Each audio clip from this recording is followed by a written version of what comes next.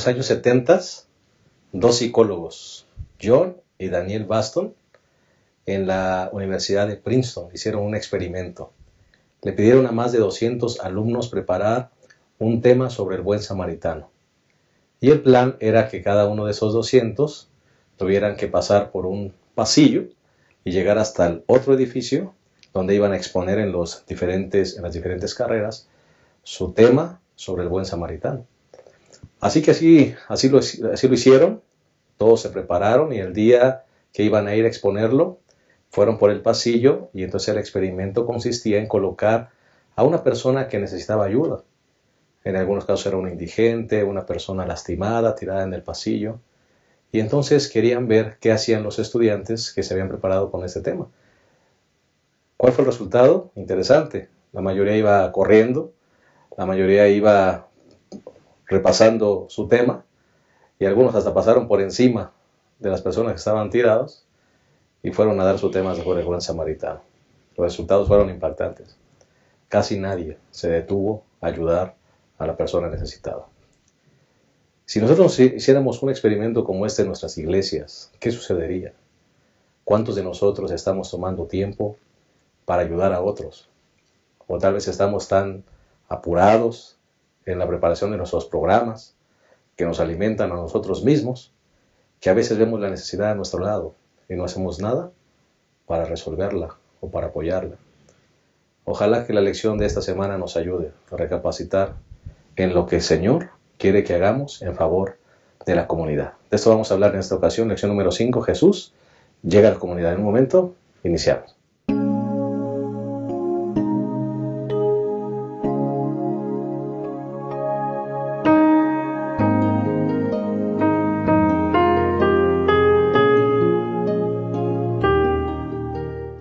Estamos contentos de darte una cordial bienvenida una vez más a nuestro repaso de la lección.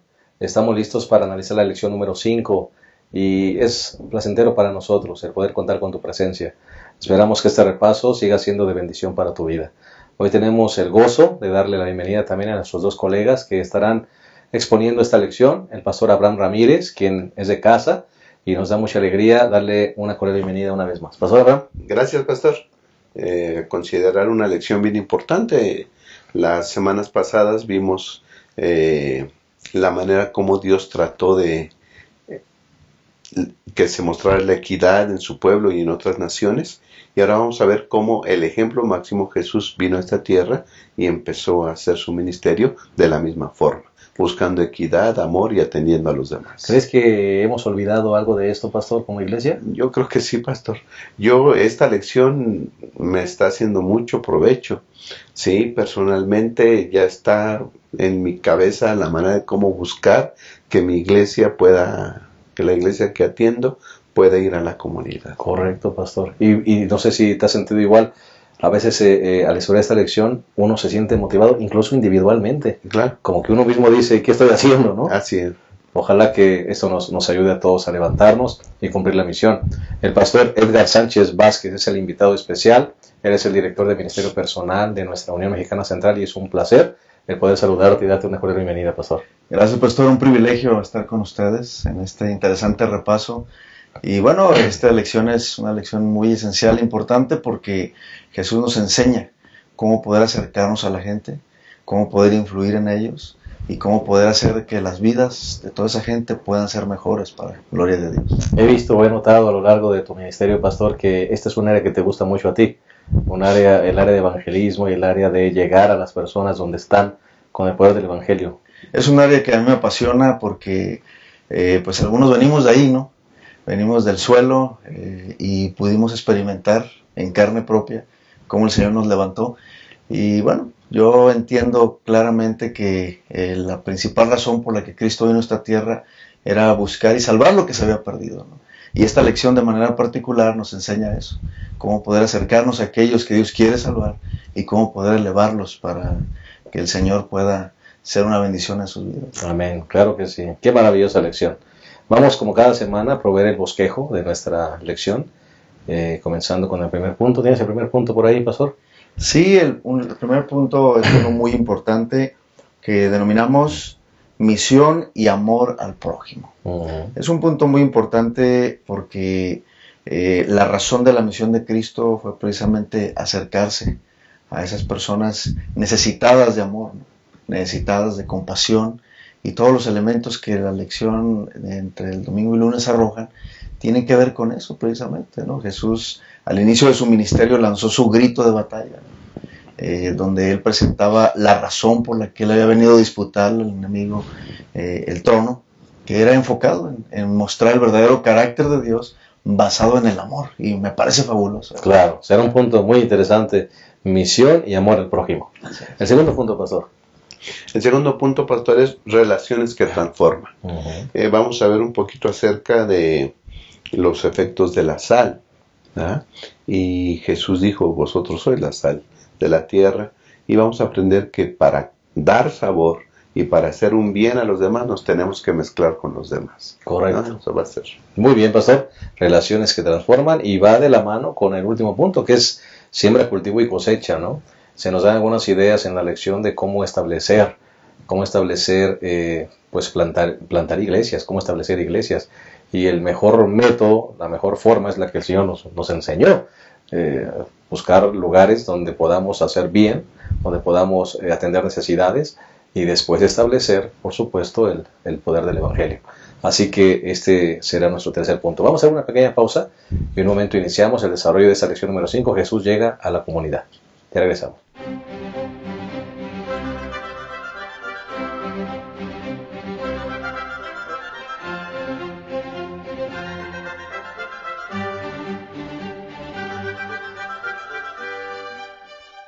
Antes de iniciar nuestro repaso de esta semana, queremos darle algunos saludos de personas que nos escriben, nos mandan una palabra, y siempre es grato el saber que algunas personas nos escuchan y que este programa pues cruza fronteras, ¿verdad? Y es muy interesante para nosotros el poder saludarles. Tengo aquí algunos saludos: María García de Costa Rica, Víctor Manuel Campos de Buenos Aires, Argentina, y Dina Afrey de Calama, Chile. Dios les bendiga y un saludo muy afectuoso para cada uno de ustedes. Pastor Abraham. Sí, saludos para la hermana Julia Bacheta, que nos escribe desde Argentina, a Eder Martínez de Ciudad Juárez, Chihuahua, aquí en México, y a la hermana Edna Margarita Carrascal de Maracaibo, en Venezuela. Muy bien, un saludo para todos ellos. Pastor Edgar. Bueno, también enviamos saludos cordiales a nuestro hermano Kevin Martínez de La Chigolo, Oaxaca, Dina Quispesivana del Perú, y nuestra hermana Gloria Angélica de Temuco, Chile. Ellos pues sintonizan el programa, están atentos, y un saludo personal para un amigo que también cada fin de semana, cada semana él está aquí participando, es nuestro hermano Eliu. Él es de Sinaloa, y bueno, él nos pidió que le enviáramos un saludito también. Claro que sí, un saludo también para todos ellos. Y vamos entonces a iniciar, no sin antes pedir la bendición de Dios a través de esta oración. Te invitamos a que nos acompañes. Señor, ayúdanos a entender la forma como tú predicaste el Evangelio, Señor. Cómo estableciste iglesias, cómo transformaste vidas, transformaste corazones, Señor. Con el poder de tu palabra, con tu presencia, Señor. Con atención a las necesidades de las personas. Ayúdanos como iglesia a ser sacudidos en esta lección, Señor. Y que individualmente y como iglesia podamos realmente estar comprometidos a cumplir la misión. Ayúdanos, Señor, para que nuestros pensamientos estén unificados con los tuyos. En el nombre de Jesús. Amén. Muy bien, vamos entonces a entrar de lleno al repaso de nuestra lección. Vamos con el primer punto, que es misión y amor por nuestro prójimo. Y Pastor Abraham, Pastor Edgar, mencionabas hace un momento que el Señor estableció su grito de batalla, ¿no? Y es lo que vimos la semana pasada, el grito de batalla del Señor. El Señor dijo claramente a qué había venido, ¿verdad? Y cómo es que el Espíritu Santo lo ungió para realizar esa tarea tan importante, que es pues la gran tarea que el Señor nos encomienda a nosotros como iglesia. Sí, definitivamente, pues en esa lectura que él dio en la sinagoga, relacionada con ese grito de batalla basado en Isaías, donde habló de que el Espíritu de Dios estaba sobre él, él especificó de manera clara y precisa. A mí me llama la atención, pastor, cómo él pudo utilizar cualquier otro texto de la Biblia, ¿no? Pudo utilizar cualquier otro grito de batalla, pero inició precisamente enfocando su misión para la sanidad de la humanidad, ¿no? Sanar a los quebrantados de corazón, pregonar el año de la libertad, que tenía una relación directa con el año del jubileo, ¿no? Que era precisamente un espacio de liberación, era un espacio donde las ataduras eran quitadas, era un momento de libertad, y él hizo este paralelismo enfocando precisamente el concepto de cómo él había venido a dar libertad, en este caso de la humanidad del pecado. Y eso para mí es impresionante, porque a veces nosotros podemos creer que realmente la misión de Cristo, como lo creyeron los judíos, ¿no?, del primer siglo, era precisamente que iba a llegar ese Mesías guerrero, ¿no?, a pelear, a destruir, ¿no?, al yugo romano en este caso. Pero realmente la misión de él iba en un aspecto más espiritual, de liberar a la humanidad de la esclavitud del pecado.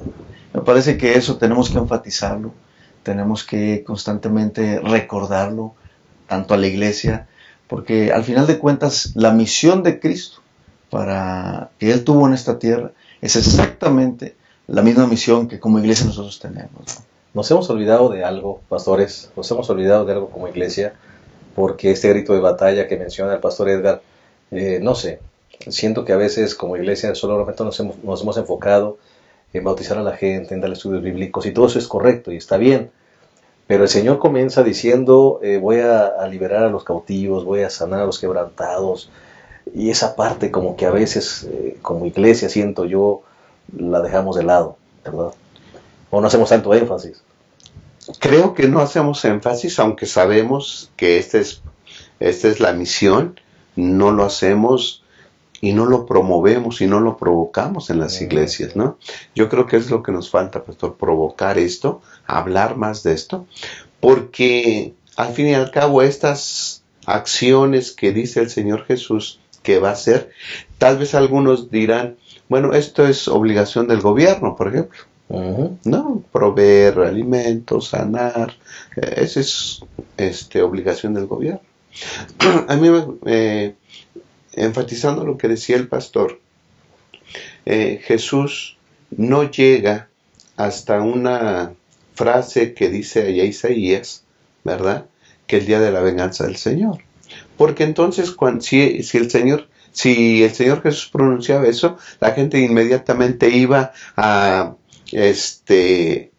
asociar el ministerio de Jesús con un concepto falso que ellos tenían del Mesías que venía a liberar, ¿no? Entonces, no importa cuáles eran las situaciones políticas o sociales, Jesús iba a hacer todo eso. No importa que seamos un pueblo aplastado, yo voy a hacer esto. No importa si el gobierno lo hace o no lo hace, yo sí lo voy a hacer. Correcto. Y yo creo que la iglesia y nosotros personalmente es lo que debemos hacer. No importa si los otros no lo hacen. Nosotros hay que hacerlo como iglesia porque tenemos esa misión, porque somos continuadores de la obra de Cristo Jesús. Y creo que esta sociedad, la sociedad que nos rodea, debe gozar del jubileo que nosotros ya gozamos, la liberación y todo lo que Jesús ofrece. Amén. Pastor Edgar, la mejor historia para representarnos posiblemente es la del buen samaritano. Una historia que más de una ocasión hemos aquí discutido, pero una historia que puede ser el reflejo de lo que está sucediendo ahora. Nosotros como encargados de disipar esa tremenda luz que el Señor nos dejó, tal vez estamos tan ensimismados en nuestros programas, en nuestros quehaceres, en nuestra predicación del Evangelio, que estamos pasando por alto lo más importante, pastor. Sí, cuando Jesús cuenta esa parábola, ustedes recuerdan que surge en base a una pregunta de un líder religioso. Un líder religioso que tratando de escabullirse y entrampar al maestro, él le formula la pregunta, ¿quién es mi prójimo? Y ahí entonces Jesús comienza a contar esta parábola, ¿no? Esa pregunta, obviamente, al final, pues aparentemente no la responde del todo clara, pero tratando de responder un poquito este concepto del amor al prójimo, yo creo que es importante como iglesia que nosotros definamos siempre, o lo recordemos siempre más bien, que nuestra misión es precisamente amar a nuestro prójimo, identificar claramente quién es mi prójimo, sin acepción de personas, sin acepción de por su estatus socioeconómico, cultural, su contexto, etc. Nuestro prójimo, dice nuestra lección, que es cualquiera que encontremos con necesidades, ¿no? Ser un prójimo es atender las necesidades de un verdadero prójimo, ¿no? Y, pastor, podemos correr el riesgo hoy en día de meternos tanto, como tú lo mencionabas, en nuestra rueda, ¿no? Incluso eclesiástica, religiosa, que olvidemos realmente que nuestra misión es poder acercarnos a aquella gente que normalmente nadie se quiere acercar, ¿no?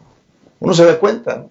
Vas caminando en la calle, encuentras gente tirada, encuentras gente drogándose, y mi reacción natural, como a lo mejor al estilo el sacerdote y el levita, es alejarme de ellos, ¿no? Porque quizás estas personas no viven a la altura del ideal que yo debo tener. Encuentras gente en el crucero queriendo limpiar tu cristal de tu vehículo, y a veces nosotros podemos voltear hacia otro lado, como para alguna forma decir, bueno, el problema de él no es mi problema.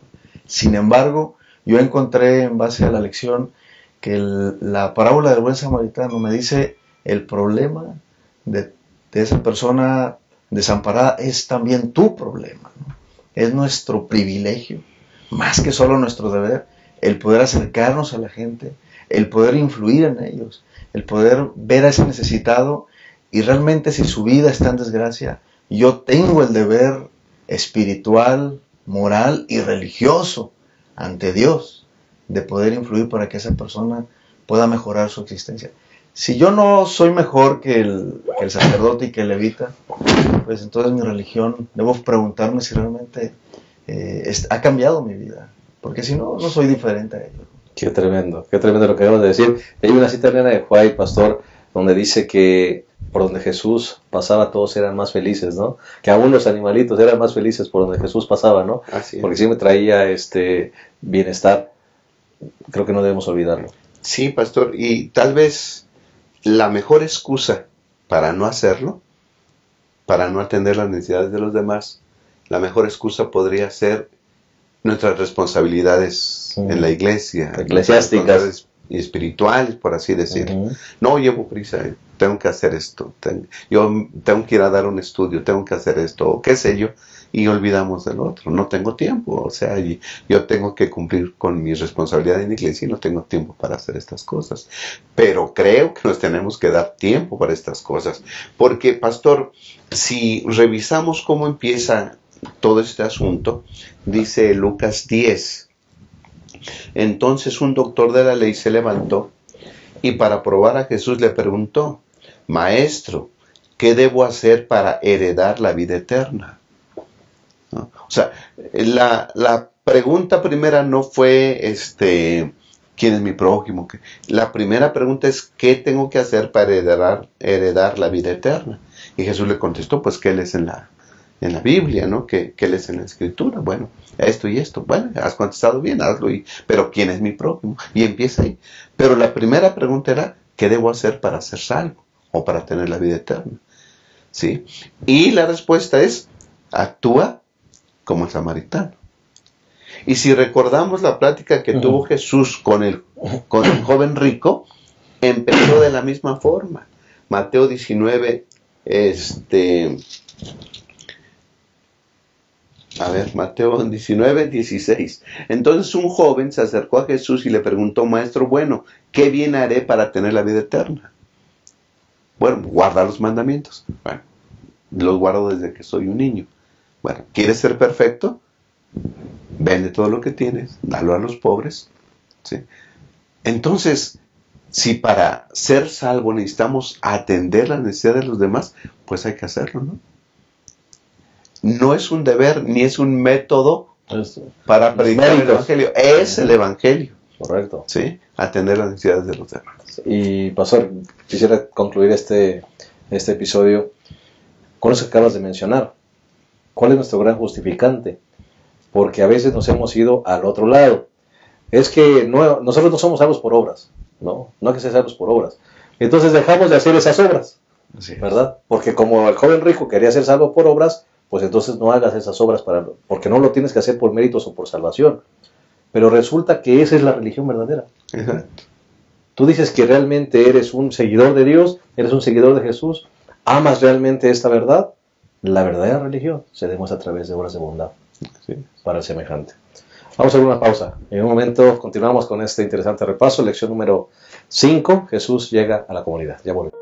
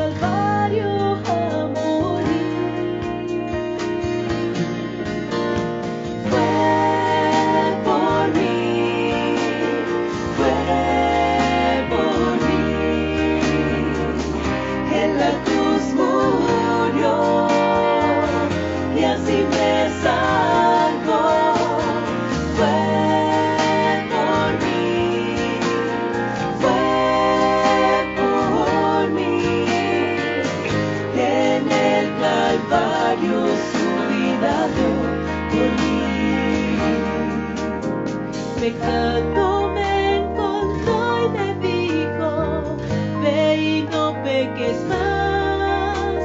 Y desde entonces ya no soy lo que era tiempo atrás. Yo solo vine a agradecer la nueva vida que Él me dio. Y ahora va camino ya al Calvario a morir. Fue por mí, fue por mí. En la cruz murió y así me salvó. Fue por mí, fue por mí. En el Calvario su vida dio por mí. Fue por mí, fue por mí. En la cruz murió y así me salvó. Fue por mí, fue por mí. En el Calvario su vida dio por mí.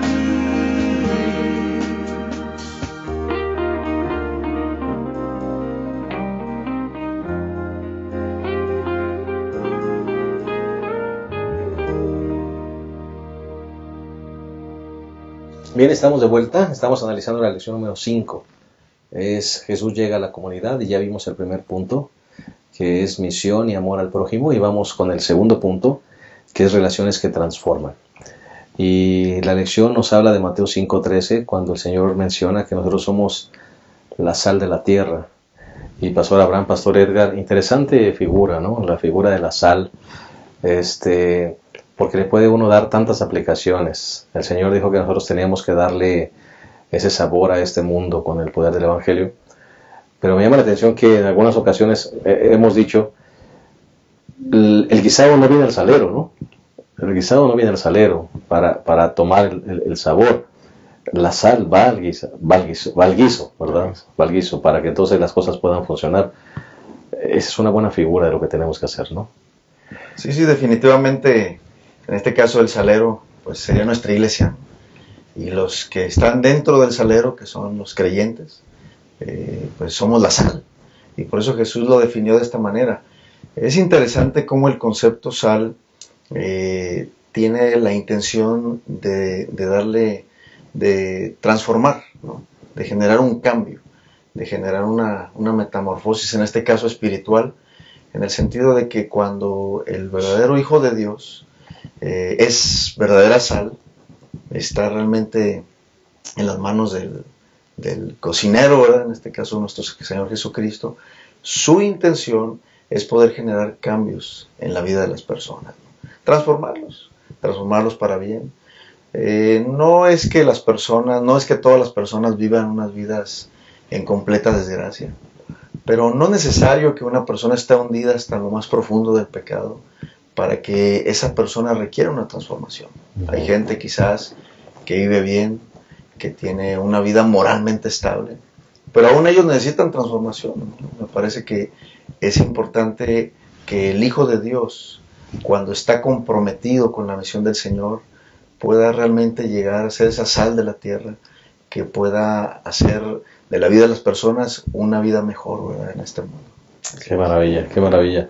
Interesante figura, Pastor Abraham. Sí, pastor, el Señor Jesús y también la Biblia compara a la iglesia y al pueblo de Dios con diferentes cosas, símbolos, ¿no? Luz, agua, sal ahora. Y relacionados el agua y la sal, ¿no? La sal crea sed, crea una necesidad, ¿sí?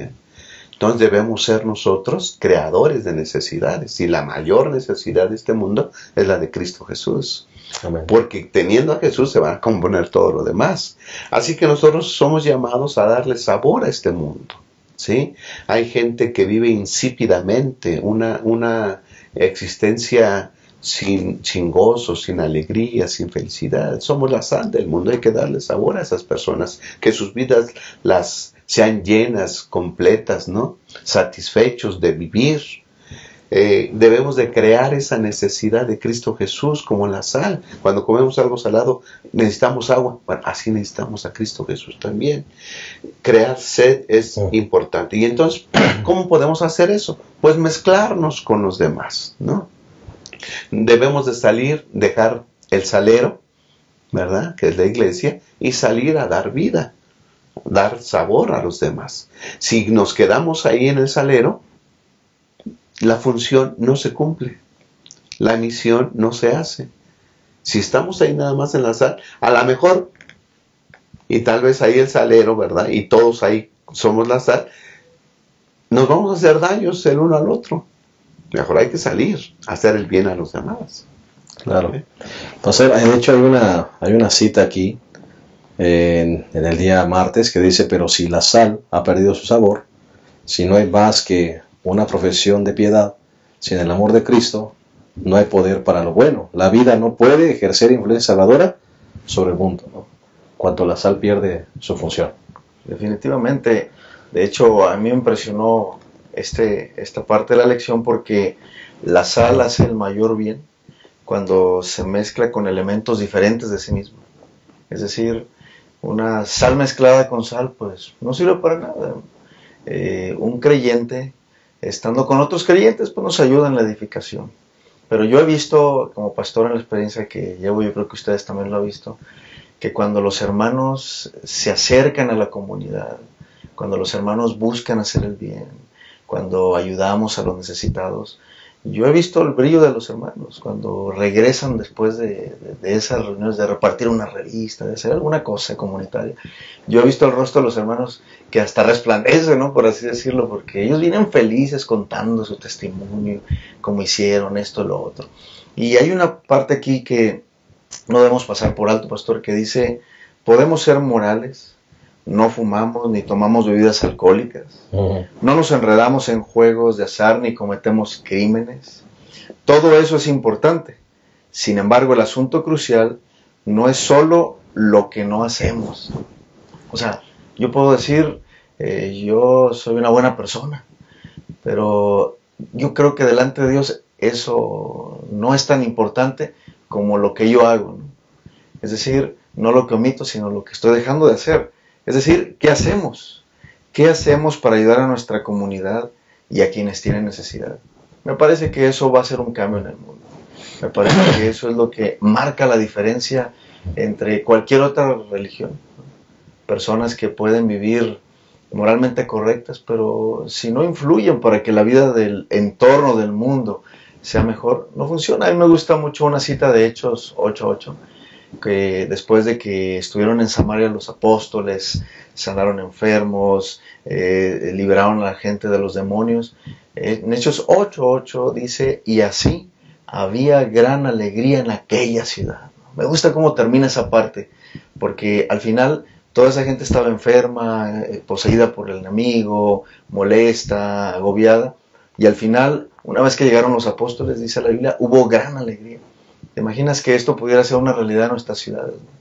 Unas ciudades con tristeza, gente deprimida, con intentos de suicidio, pero al aparecer la iglesia del Señor, influyendo con el mensaje de Cristo, pudiéramos terminar diciendo, había gran alegría. La historia terminó con gran gozo, porque habían aparecido los hijos de Dios, la sal del mundo. Qué maravilla. La fórmula secreta, pastor, que a veces pasamos por alto para una vida espiritual sólida, fuerte, alegre, feliz, gozosa, es justamente salir y cumplir la función que tú acabas de mencionar. Cuando una iglesia constantemente o como parte de su programación sale cada 15 días, sale cada semana o cada mes a hacer una actividad de beneficio, de bondad, de actos de bondad, esa iglesia no vuelve a ser la misma. Así es. Esa iglesia no vuelve a ser la misma, es una iglesia transformada. Y justamente ese es el punto, ¿no? Relaciones que transforman vidas. Así es. Es cierto lo que dice el pastor. La obra misionera trae gozo. Cuando vemos la reacción de la gente, cuando recibe un folleto, cuando recibe una oración, cuando hacemos oración por ellos, hay satisfacción en la vida. Entonces la invitación es que seamos más felices, ¿no? Seamos más gozosos. ¿Y cómo producir gozo y alegría en el corazón? Pues salir y hacer estas actividades a favor de los demás. Pero corremos un riesgo, pastor. Si nos quedamos en el salero, corremos un riesgo. Dice Mateo 5:13, vosotros sois la sal de la tierra. Es decir, no es pueden ser. Dice Dios, dice Jesús, ustedes son la sal de la tierra. Es decir, Él nos da la capacidad, Él nos sala, ¿verdad? Y podemos darle, ustedes pueden darle sabor a la vida de los demás y pueden crear sed, como hemos dicho. Pero si la sal pierde su sabor, ¿con qué será salada? Entonces, hay un peligro de quedarnos en el salero, de perder nuestro sabor. ¿Cuándo perdemos nuestro sabor? Yo digo que hay dos cosas en las que podemos perder la sal. Uno, cuando solo hay una profesión de piedad. Es decir, cuando nada más estamos en la iglesia, alimentándonos nosotros ahí, y no salimos a mezclarnos con la gente como la sal debe hacerlo. Esa es una. Y otra, salimos, pero nos dejamos influir más por la gente hacia nosotros que nosotros hacia la gente. Tengamos cuidado también. Entonces salgamos con el propósito de presentarles la solución a la sed que vamos a producir, el agua viva, que es Cristo Jesús. Amén. Y me gustaría concluir este segmento con lo que acaba de mencionar el pastor. La sal puede ser también un agente maligno. La sal puede también dañar, ¿verdad? Ojalá que nosotros, en lugar de estarle dando sabor, no estemos dañando a las personas con nuestro mal testimonio, ¿no? Y que ellas digan, mira, y eso que son sal, ¿no? Y mira lo que están haciendo. Ojalá que no seamos ese elemento dañino, que también la sal lo contiene, ¿no? Que puede hacer mucho daño a la salud. Vamos a hacer una pausa. En un momento regresamos a esta lección número 5. Jesús llega a la comunidad. Ya volvemos. Uno de los mejores regalos que se le puede dar a un niño es una buena educación. Esta es una tarea complicada, pues no se trata solo de impulsarlos en el área académica. Se requiere de un proyecto de educación completo que garantice la formación mental, moral y física. La educación adventista está presente en 145 países, siendo la segunda mayor institución educativa particular del mundo. Más de 135 años de experiencia y 6.100 campus alrededor del mundo la respaldan. En la Ciudad de México, la Asociación Metropolitana cuenta con 2 instituciones educativas: el Colegio Miguel Ángel Asturias y el Instituto Ángel del Campo, que por medio del quehacer pedagógico adoptan la postura de crear un ambiente educacional agradable que contribuya a la formación plena de niños y jóvenes, ofreciendo entre otros servicios clases de inglés, música, educación física, estilo de vida saludable y educación en valores. El sistema educativo adventista se preocupa por formar de manera completa maestros, padres y alumnos en una visión cristiana de la vida, trabajando por desarrollar las capacidades físicas, intelectuales, sociales, individuales y colectivas. Nuestros alumnos son incentivados a trabajar en grupo, valorizar la familia y ser solidarios. Nos encanta enseñar, crecer juntos y ayudarlos a descubrir el mundo. Formamos personas conscientes, competentes, responsables, compasivas y comprometidas.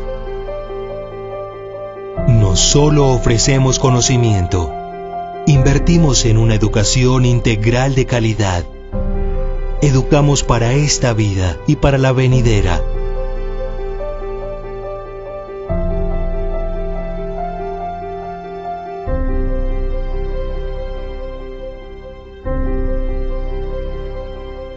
La educación cristiana sí hace la diferencia.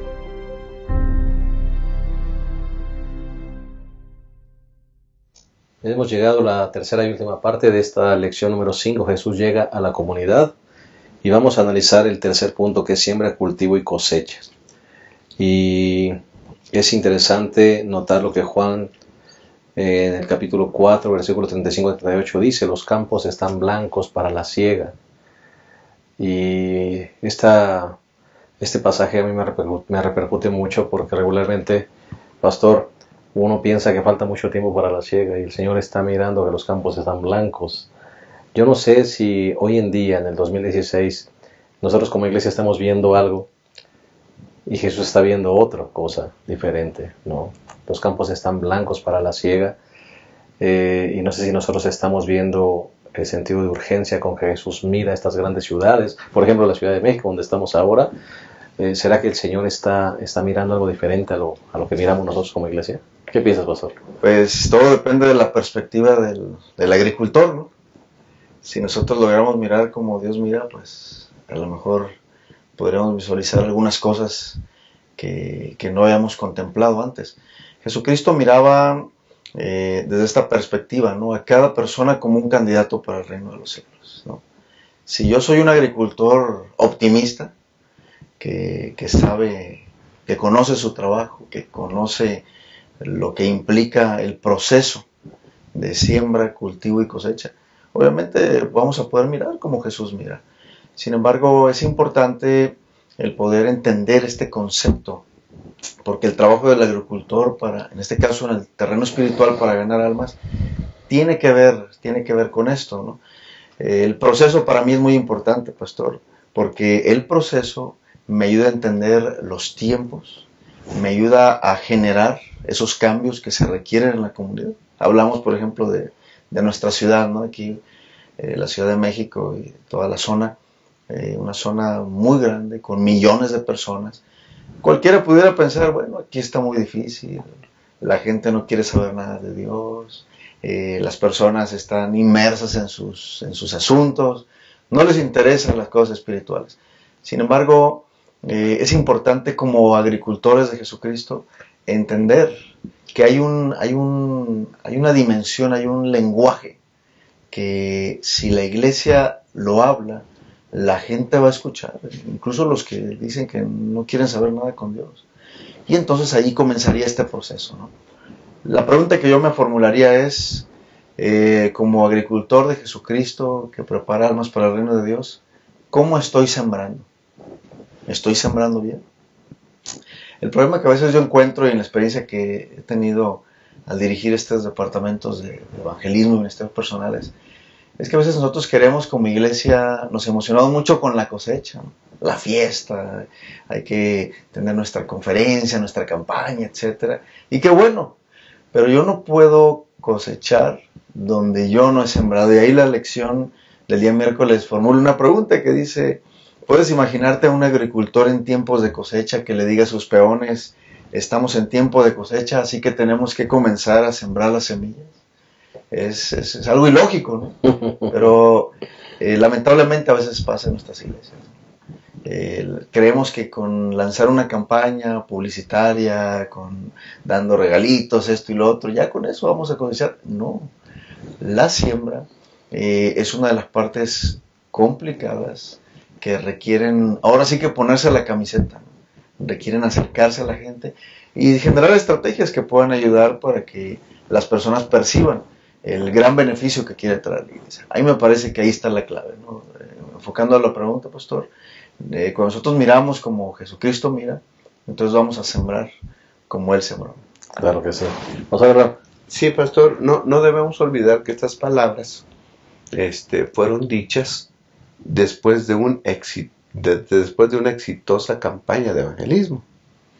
El Señor Jesús le platicó a una mujer, a la samaritana, y la samaritana fue y entonces le dijo a los de su ciudad que había encontrado al Mesías. Esas personas ya conocían del Mesías, deseaban al Mesías, ¿sí? Entonces ya se había sembrado en los corazones de esas personas. Ahora viene la cosecha. ¿Sí? Por eso el Señor Jesús les dice en el versículo 35 a sus discípulos, ¿no decís vosotros, aún faltan 4 meses hasta la siega? Y os digo, alzad vuestros ojos y mirad los campos. Es decir, los discípulos podían decir, ¿ya es tiempo de segar? Sí. Bueno, ¿y quién sembró? Bueno, se puede sembrar de diferentes maneras. Yo creo que esta es la lección que debemos aprender. Se puede sembrar de diferentes maneras. Se puede preparar el campo de diferentes maneras. Y la lección nos remite a San Mateo 13, pastor, Sí. donde la semilla cae en diferentes campos, ¿no? Cae junto al camino, cae entre piedras y cae entre espinas. ¿Sí? Y en ninguna de esas da fruto la semilla que se sembró. No se bautizaron, podemos decir, ¿no? No vinieron a Jesús. Campaña. Exacto. Pero es que faltó preparación. Tenemos que ablandar la tierra. Tenemos que quitar las piedras. Tenemos que quitar las espinas. Para que cuando venga la cosecha, haya cosecha. Hay 2 cosas que se nos han recomendado siempre. Por ejemplo, ver si esas personas que están estudiando la palabra trabajan en sábado, por ejemplo. Ya meses antes debemos saber si trabajan o no en sábado para poder ayudarles, para poder ver cómo pueden encontrar otra manera de atraer recursos hacia ellos. Ver si están casados o no, si necesitan divorciarse, qué sé yo, los asuntos, ¿verdad? Entonces, esos asuntos debemos de verlos, debemos aplanar el terreno, debemos quitar las piedras, tenemos que quitar las espinas para que cuando venga la cosecha, haya cosecha, ¿sí? Entonces, esto de la siembra es un proceso. Debemos cumplir con el proceso, pastor, porque si nada más llegamos entusiasmados a cosechar, pero si no hemos sembrado, chasco nos vamos a llevar. Ahora, pastor Abraham, ¿no será que a veces nosotros como iglesia no ponemos suficiente énfasis en el asunto de la siembra? Acabas de mencionar, pero me refiero en ese sentido. A veces nos desanimamos en ese proceso de siembra, porque a veces sentimos que la obra es infructuosa. Comentábamos detrás de cámaras, a veces uno inicia un proyecto, pastor, y un proyecto, vamos a darle de comer a los que no tienen, o vamos a ir a repartir folletos a tal lugar, o vamos a comenzar una obra en la cárcel, y al rato vemos como que no hay mucho fruto, ¿no? Y al rato ya nos desanimamos, y al rato ya dejamos mejor por la paz el asunto. A veces, tú dijiste, acabas de mencionar, hay muchas formas de sembrar, pero a veces en la siembra como que vamos diluyendo el esfuerzo. Sí, yo creo que la mentalidad de nosotros, miembros de iglesia, es que si no obtenemos resultados rápidos nos desanimamos. Un centro de luz, un grupo pequeño donde no hay 2, 3 visitas, nos desanimamos. Hay una, nada más tengo una, bueno, trabaja con esa. esa puede traer a más. Debemos de estar animosos siempre y gozosos cuando estamos haciendo la obra, ¿no? Y ya dijimos, hay diferentes maneras de preparar el campo. Jesús preparó con una persona. Por ejemplo, el gadareno, la samaritana. Ellos fueron los que prepararon, ¿no es cierto? O sea, no hay obra infructuosa cuando hacen la obra de Dios. Así es, pastor. No hay obra infructuosa, ¿no? Definitivamente. Pastor. Realmente el trabajo del cultivo es clave en esto, ¿no? Ya yendo al terreno práctico, como pastor he visto que a veces nos emocionamos y vamos a tal zona, la cuadriculamos, repartimos revistas, hacemos encuestas, regalamos un folleto, prometemos que vamos a ir a estudiar con ellos, pero yo lo he visto, que en ocasiones, si no se le da ese seguimiento, que sería el equivalente al cultivo, ese trabajo se vuelve infructuoso. En mi experiencia, somos buenos para sembrar como iglesia. Y somos buenos para cosechar también. Hacemos una buena campaña, regalos y todo eso. Pero donde creo que está el desafío es en el cultivo. La atención, ¿no? Aquí dice la lección, en una parte dice, hablando del proceso del cultivo, significa analizar el suelo y prepararlo. Hay que analizar qué clase de semilla voy a tirar, porque en la parábola ustedes se dan cuenta que tiraron semilla como iban, ¿no? A donde sea. En las espinas, en las piedras, en el terreno. Y obviamente no funcionó. Eso a veces ocurre en las iglesias y después decimos, ¿por qué no funcionó? Si estaba bonito el folleto, estaba todos con la camiseta. Estaba bonita la semilla. Estaba bonita la semilla, pero el problema no era la semilla. El problema era que yo no fui un agricultor, pues ahora sí que cuidadoso para saber en dónde iba a tirar mi tierra. Otro elemento es plantar la semilla y fertilizar la tierra, ¿verdad? Que pueda ser un lugar donde la gente va a valorar lo que yo voy a llevar, ¿no? Si yo voy a una zona donde la gente no tiene necesidad de hambre y llevo muchas despensas, una zona de clase media alta, pues ellos van a ver la despensa, quizás me la van a tomar, pero van a decir, no, pues gracias, y la van a regalar, y no valoran, ¿no? Entonces hay que analizar. Y entonces regar los cultivos y luchar contra las plagas. Una vez que se hace eso, como resultado, vamos a tener una cosecha abundante para la gloria de Dios, ¿no? En otras palabras, tenemos que enfatizar como iglesia el cultivo, cuidar la semilla, atenderla, prepararla. Y el cultivo para mí es la clave de una cosecha abundante. Ustedes se fijan que cuando después del Pentecostés, Pedro predica ese tremendo sermón y se bautizan 5,000 y luego se bautizan 3,000 y muchos sacerdotes. No es que fue el sermón de Pedro, es que Jesús hizo todo un trabajo previo, un trabajo de 3 años y medio, ablandando los corazones, haciendo los milagros, presentando el reino de Dios. Y como resultado, después de todo ese tiempo, hubo esa abundante cosecha. Es exactamente igual con nosotros. Tenemos que hacer este trabajo de un agricultor que ama su trabajo. Como nosotros amamos nuestro trabajo. Por ejemplo, el día de ayer yo estuve en un grupo pequeño ahí en la zona de Tepito y yo miraba al líder del grupo pequeño ya trayendo los tamales y ya trayendo el agua, ya poniendo una lona ahí porque se estaba lloviendo, no cabía la gente, había más de 40 personas en ese grupo pequeño. Todo el mundo, yo miraba al hermano como ese agricultor, ¿no? Haciendo el paralelismo, emocionado, feliz, acercándose a la gente, abrazándolos, presentando, mira pastor, le presento a doña María, feliz el hombre, ¿no? Y yo miro a ese grupo, que es un grupo que va a crecer. ¿Por qué? Porque hay un agricultor comprometido, que no le importa ni invertir en todos los recursos para que su suelo, para que su cosecha pueda ser abundante. Eso mismo podemos hacer nosotros y va a traer bendición a nuestras iglesias. Pues hemos llegado al final de nuestra lección y queremos agradecerte el valor de tu presencia y vamos a terminar con palabras finales de todos los que esta ocasión hemos estado aquí, comenzando con el pastor Abraham. Sí, pastor, Jesús dice que somos la sal de la tierra. Salgamos del salero, mezclémonos con los demás y Dios traerá bendición para nosotros y para ellos también. Amén, muchas gracias. Pastor Edgar.